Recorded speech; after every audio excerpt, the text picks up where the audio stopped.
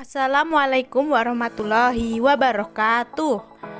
Perkenalkan, nama saya Ida Suryati, NIM 24225200049. Saya akan mempresentasikan tugas topik 2, demonstrasi kontekstual, mata kuliah Filosofi Pendidikan Indonesia yang berjudul Pemikiran Ki Hajar Dewantara tentang dasar-dasar pendidikan Indonesia. Yang pertama, kita akan membahas tentang latar belakang.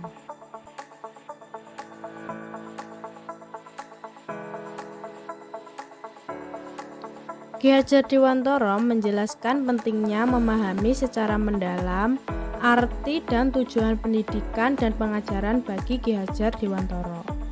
Menurut Ki Hajar Dewantara, pendidikan dan pengajaran merupakan usaha persiapan dan persediaan untuk segala kepentingan hidup manusia, baik dalam hidup bermasyarakat maupun hidup berbudaya dalam arti yang seluas-luasnya.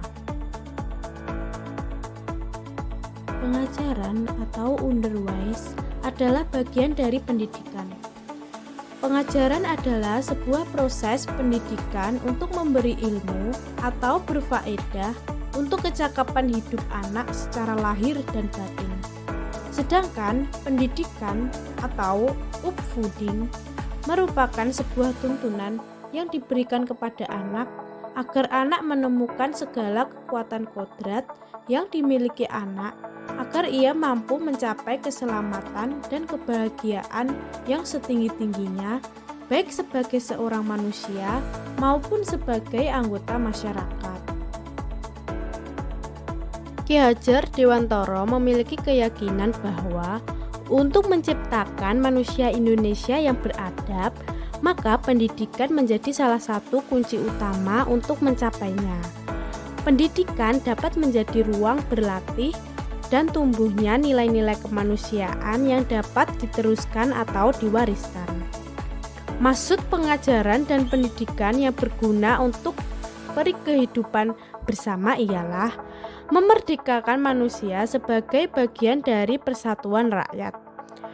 Manusia merdeka adalah manusia yang hidupnya lahir atau batin tidak tergantung pada orang lain, akan tetapi bersandar atas kekuatan sendiri. Yang kedua, kita akan membahas dasar-dasar pendidikan yang menuntun.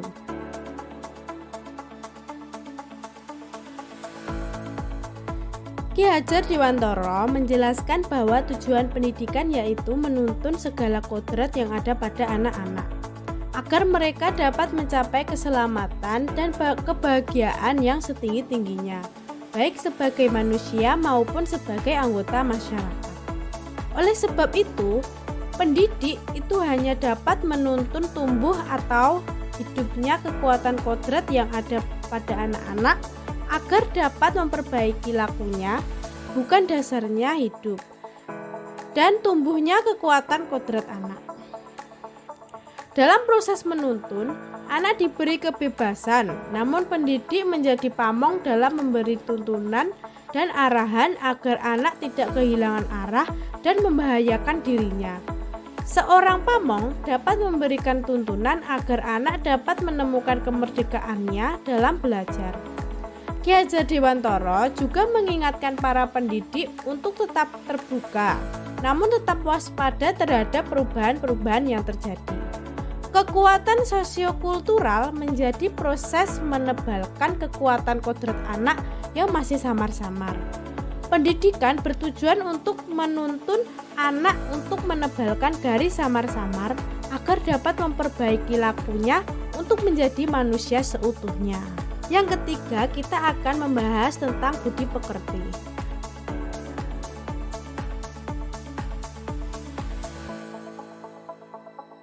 Menurut Ki Hajar Dewantara, budi pekerti atau watak atau karakter merupakan perpaduan antara gerak pikiran, perasaan, dan kehendak atau kemauan, sehingga menimbulkan tenaga. Budi pekerti juga dapat diartikan sebagai perpaduan antara cipta atau kognitif, karsa atau efektif, sehingga menciptakan karya atau psikomotor. Misalnya, seorang yang memiliki budi pekerti jujur, maka kecil kemungkinan ia melakukan kebohongan atau mengambil sesuatu yang bukan miliknya. Atau bahkan ia akan merasa terganggu jika melihat ketidakjujuran terjadi di sekitarnya. Kita dapat melihat perpaduan antara pengetahuan atau wawasan tentang kejujuran kognitif dan perasaan yang mengikutinya, seperti ia merasa gelisah jika ia berperilaku tidak jujur.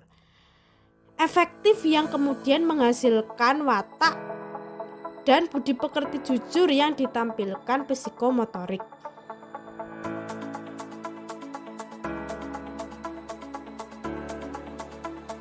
Bagian biologis adalah bagian yang berhubungan dengan rasa, seperti rasa takut, cemas, gelisah, putus asa, tidak percaya diri, senang, bahagia, kecewa, sedih, dan sebagainya.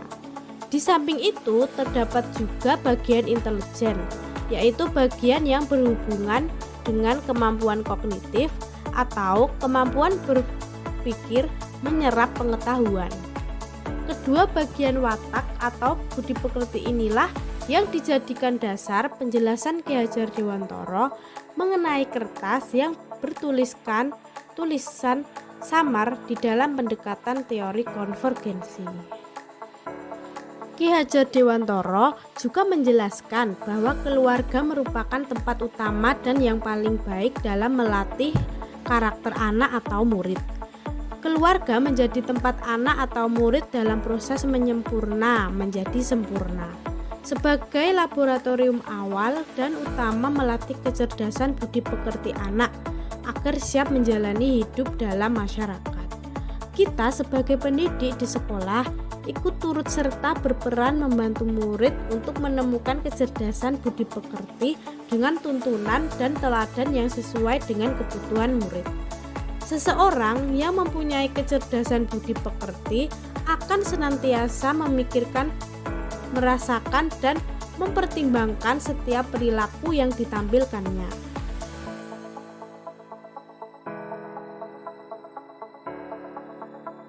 Pendidikan sangat erat kaitannya dengan bagian intelligible dari budi pekerti, karena berhubungan dengan kecerdasan pikiran atau berpikir murid yang dapat berubah dari waktu ke waktu serta keadaan tertentu. Bukankah kita ketika masih anak-anak, saat berusia sekitar 3-4 tahun, kita sedikit demi sedikit berproses memahami sesuatu menggunakan panca indera? Misalnya ketika orang tua atau guru membacakan cerita atau menunjukkan sesuatu, kita menggunakan indera penglihatan, pendengaran untuk berusaha memahaminya. Sebagai pendidik, ini tentu kita menemukan berbagai macam watak murid setiap harinya di kelas, menemani proses belajarnya, mendampingi tumbuh kecerdasan pikirannya, dan membantu murid menemukan budi pekerti atau watak baiknya, serta membantu murid mengendalikan dan memperbaiki watak atau budi pekerti yang kurang baik. Misalnya ketika di kelas kita menemukan murid yang belum mampu membaca, menulis, dan berhitung, dengan tuntunan dan dampingan yang tepat, kita dapat mengupayakan yang terbaik agar murid mampu memahami dan memaknai pentingnya membaca, menulis, dan berhitung bagi dirinya, sehingga bisa menuntun murid untuk mampu menguasainya. Budi pekerti merupakan keselarasan atau keseimbangan hidup antara cipta, rasa, karsa, dan karya. Contoh, ketika kita di kelas menemukan murid yang sangat pemalu untuk mengungkapkan pendapatnya, kita dapat membantunya untuk menggali potensi kecerdasan budi pekerti di dalam dirinya dengan membuatnya sadar alasan dan tujuan mengapa penting untuk berani. Akal mengasah perasaan dan perilaku yang membuatnya berpikir. Rasa untuk memunculkan kehendak, karsa untuk kemudian mempertimbangkan perilaku berani mengungkapkan pendapatnya.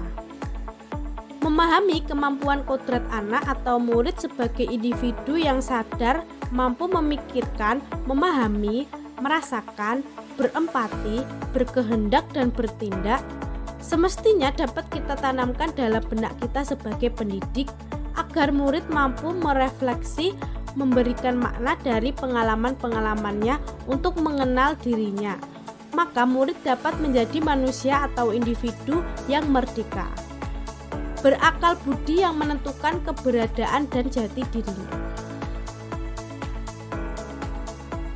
Yang keempat, kita akan membahas tentang sistem Among.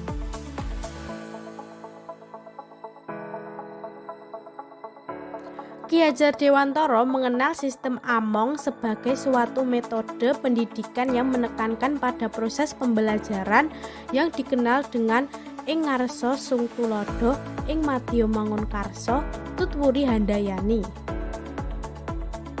Ing ngarsa sung tuladha di depan memberi teladan, ing madya mangun karsa di tengah membangun kehendak, tutwuri handayani di belakang memberi dorongan.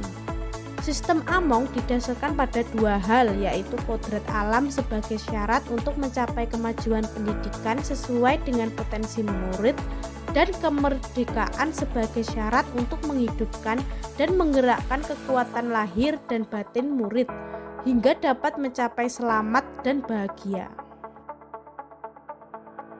Di dalam bahasa Jawa, momong berarti merawat dengan penuh ketulusan dan penuh kasih sayang, serta mentransformasikan kebiasaan-kebiasaan baik disertai dengan doa dan harapan.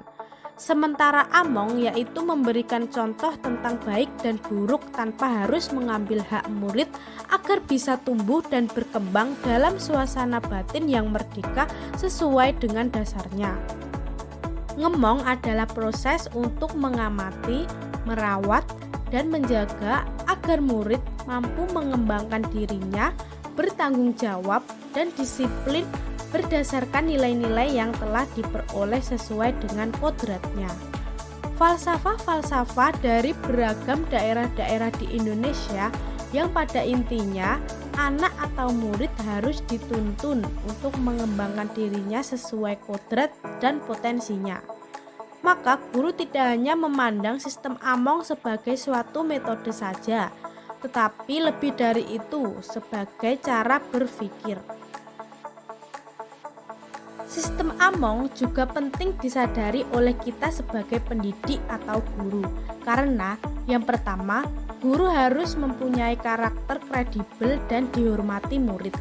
Yang kedua, guru harus memiliki kemampuan mengelola dan mengembangkan kemampuan sosial emosional yang baik dengan murid dan kemitraan. Yang ketiga, guru harus memiliki tutur kata yang mudah dipahami murid dengan sistematis dan logis. Contoh sistem Among. Yang pertama, saat proses pembelajaran, guru dapat bertanya dan membuka dialog dengan murid tentang kesulitan belajarnya, mendengarkan keluh kesah dan perasaannya. Yang kedua, guru menuntun murid untuk memahami bahwa wajar untuk melakukan kesalahan. Yang ketiga, murid melihat sosok gurunya sebagai contoh berperilaku kepada orang lain dengan perhatian dan kasih sayang. Yang keempat, guru mengajak dan melibatkan murid untuk menentukan tujuan belajarnya dengan menanyakan kesukaannya, keinginan belajarnya, dan lain-lain yang murid merasa dihargai dan didengarkan. Cukup sekian yang dapat saya sampaikan. Kurang lebihnya saya mohon maaf. Terima kasih atas perhatiannya. Wassalamualaikum warahmatullahi wabarakatuh.